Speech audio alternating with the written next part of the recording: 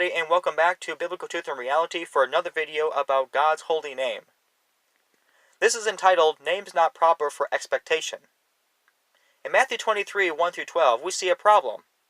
Christ exposes the Pharisees for loving the center of attention, full of selfishness, self-interest, and self-exaltation. He then elaborates on certain names not to call ourselves or anyone in regarding demand or expectation. These names are, the first one, Rabbi, Matthew 23, 7-8.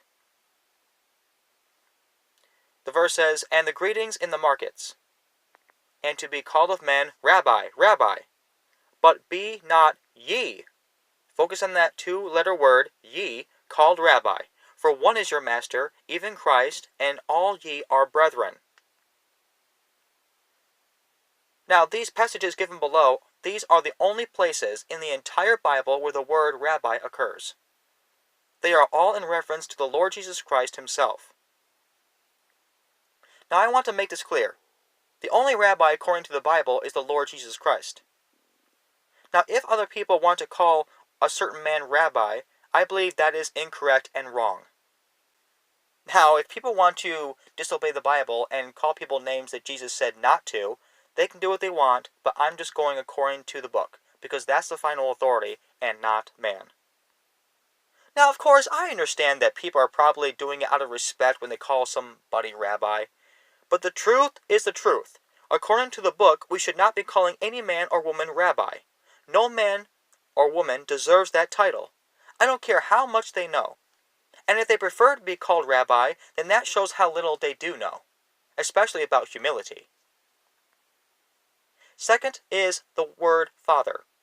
Matthew 23, 9. "And call no man your father upon the earth, for one is your Father which is in heaven."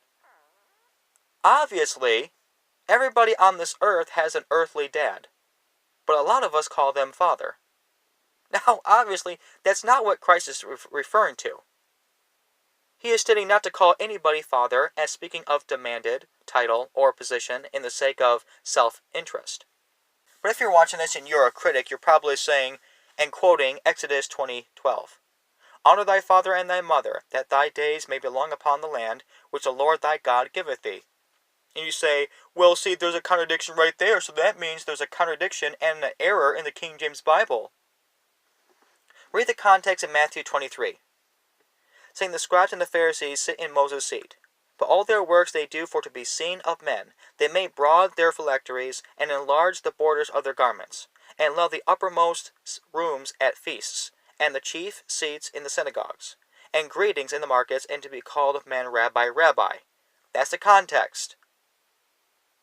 It's not that he's condemning the word Father itself, it's the context of being seen of men for self-exaltation. Third point, Matthew 23:10. "Neither be ye called masters, for one is your master, even Christ."